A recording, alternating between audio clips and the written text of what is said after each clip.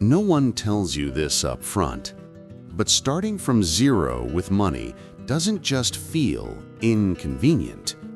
It feels exposed, embarrassing, heavy. You open your banking app and there's almost nothing there. Sometimes a small negative number, a fee you forgot about, a card that's close to the limit again. And then you go online. Everyone is talking about how to invest 10K, how to choose the best index fund, how to optimize your portfolio. But no one is talking to you, the person who's thinking, I don't even know how to make it to the end of the month. I'm not optimizing anything. I'm just trying to survive. If that's you, this video is for you. Because The Psychology of Money wasn't written only for people who are already rich. It's a book about behavior. And behavior is exactly what matters most when you're starting from zero. So let's start with behavior. One of the core ideas of the book is this. People do crazy things with money. But no one is crazy. They're just reacting to their own story. If you grew up watching your parents fight about bills, or you never had enough, or you sometimes had a lot and then suddenly had nothing, of course your brain learned weird things about money.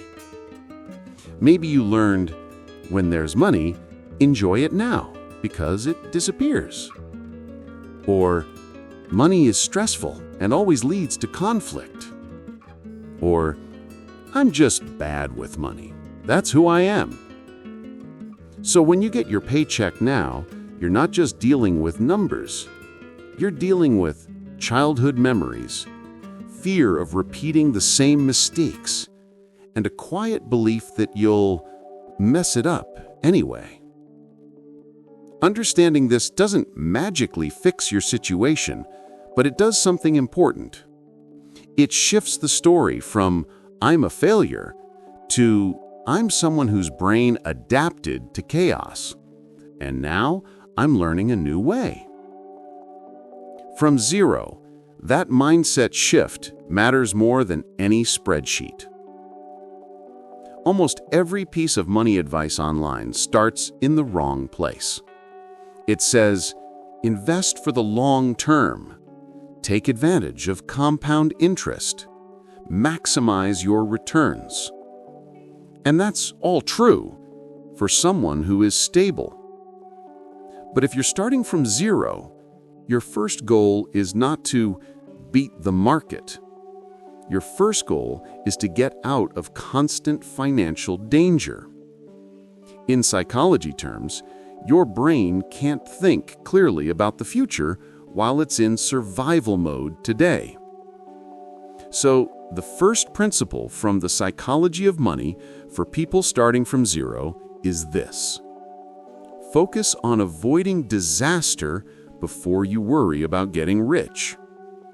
That means paying attention to overdraft fees, late payment penalties, tiny spirals of debt that quietly steal your future, and impulse decisions that keep you stuck. When you're starting from zero, the game is not make a perfect plan. The game is stop the bleeding so your future has a chance. Let's make this real. Jordan is 27. He makes about $2,200 a month after taxes. Nothing fancy, nothing terrible. Rent takes $900. Transport and basic bills take another $400. Food is around $400. So on paper, there's around $500 left. But in reality, by the end of the month, Jordan has between $0 and $40 in his account. What happened? Little things. Ordering food on the days he's exhausted. Saying yes to a couple of nights out because he doesn't want to be the broke friend. forgetting a subscription he doesn't use. A few of "I deserve this" purchases when the month feels heavy. None of these decisions look dramatic. They feel normal. But together, they erase the tiny gap that could have become his first buffer. This is exactly what the psychology of money is talking about when it says that most financial mistakes don't look like mistakes in the moment. For someone starting from zero, this is where the real change begins, not with how to invest $10,000, but with learning to protect $40 from disappearing every month.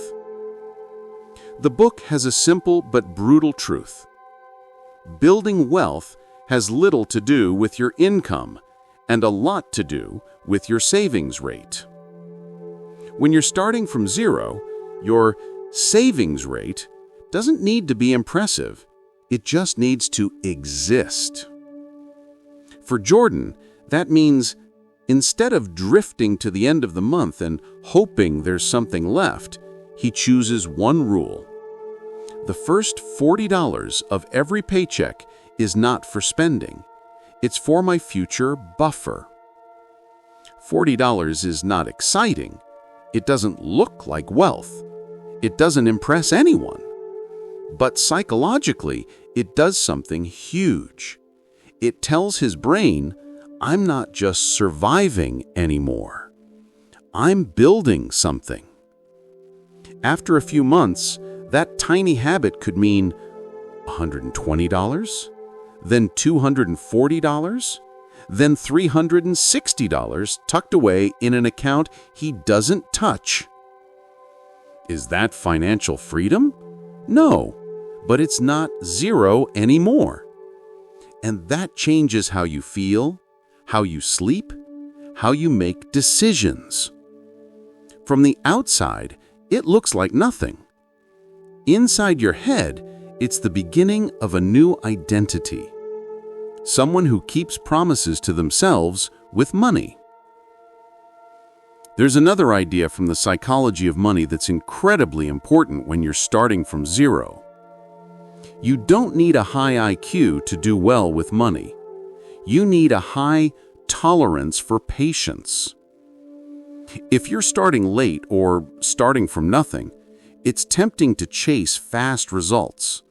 The risky side hustle, the crypto tip, the leverage opportunity, the thing that promises to catch you up in one move. But from zero, your biggest advantage is actually the opposite. You have very little to lose and a long runway to let good habits compound. A tiny gap between what you earn and what you spend, protected consistently, is more powerful over 5 years than a dramatic, unsustainable move that blows up in one. You don't need to impress anyone with your strategy. You need a strategy you can quietly repeat even on your worst weeks. Let's get concrete. Here's a simple framework you can start using this week, even if your situation feels like a mess. Step 1. Get brutally honest about your starting line.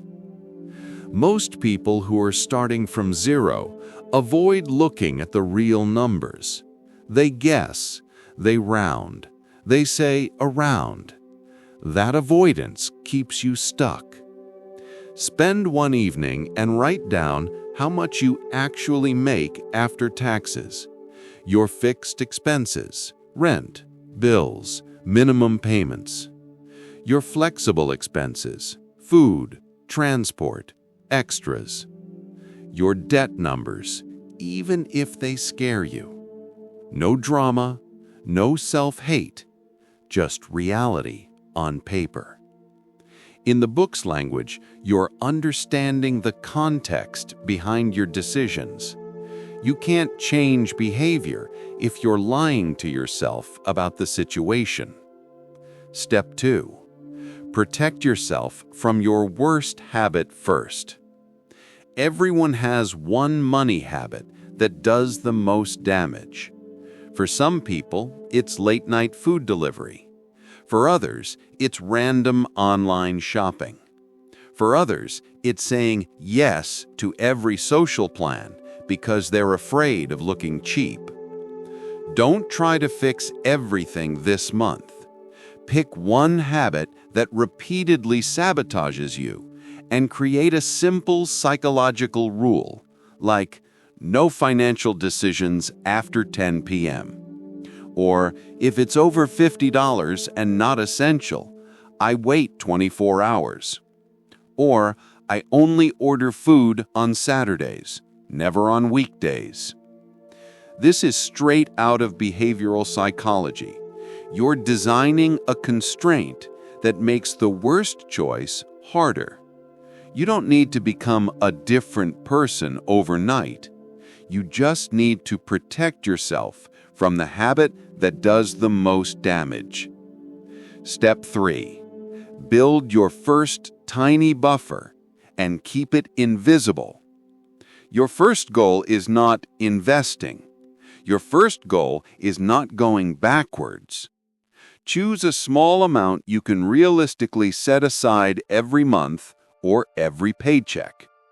For some people, that's $20. For others, that's $50. The exact number matters less than the consistency. Create a separate account, even if it's just a basic savings account at the same bank, and nickname it "Do Not Touch Future Me." Every time money goes in there, you're reinforcing a new story. I'm someone who protects my future self, even when life is tight. This account is not for trips, not for gadgets, not for "I'm bored." It's for emergencies, for not going negative, for avoiding fees and panic. That might sound small, but that's exactly how stability begins. Step 4. Automate one thing, even if it's tiny. The book highlights a subtle truth.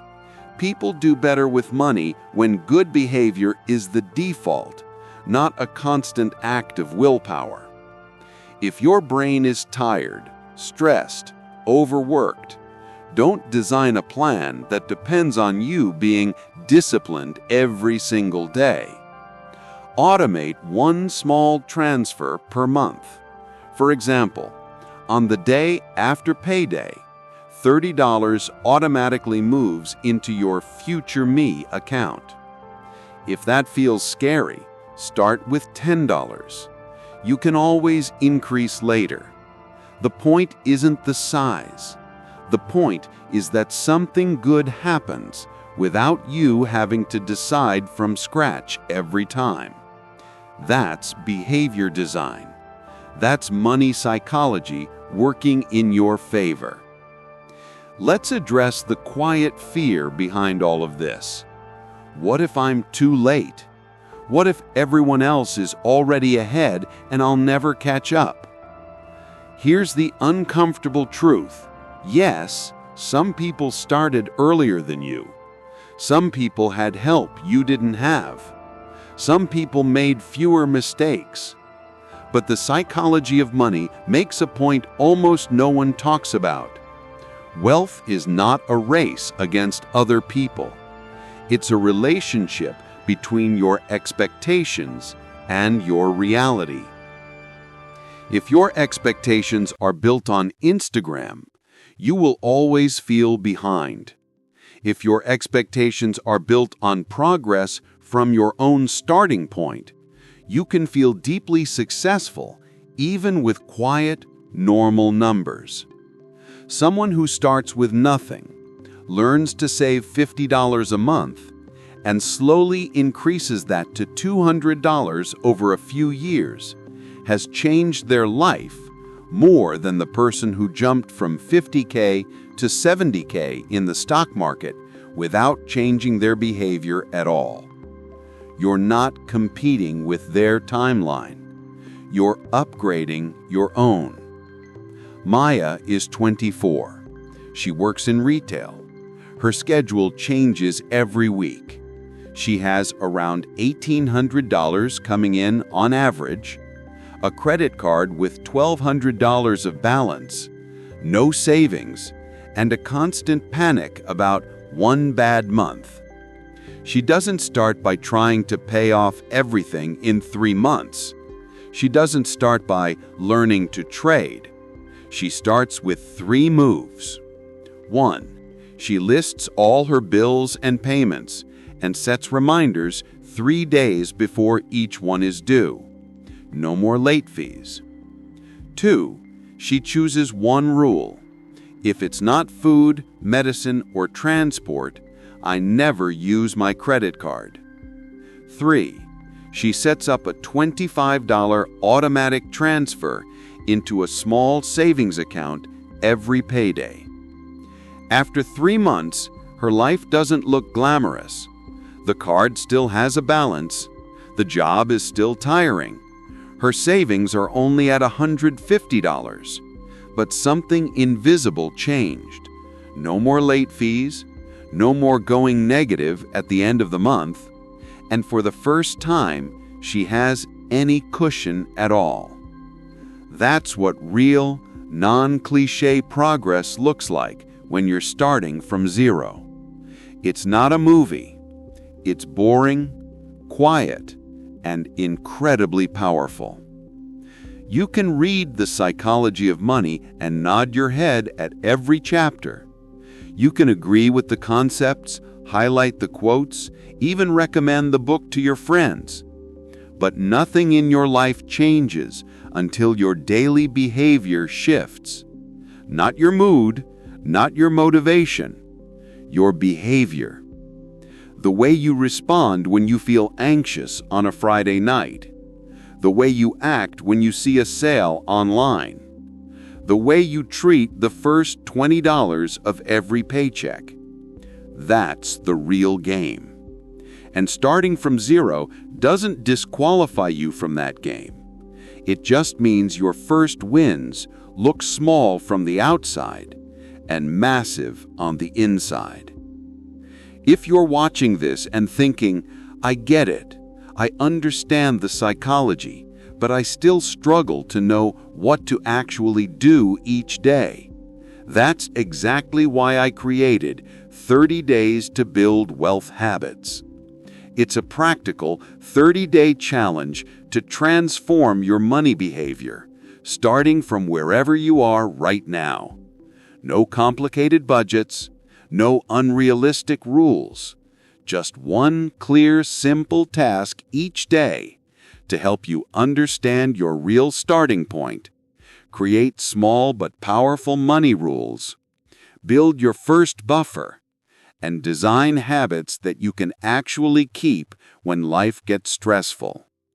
If you want to stop just thinking about money psychology and start living it in your day-to-day, the link to the challenge is in the description and in the pinned comment.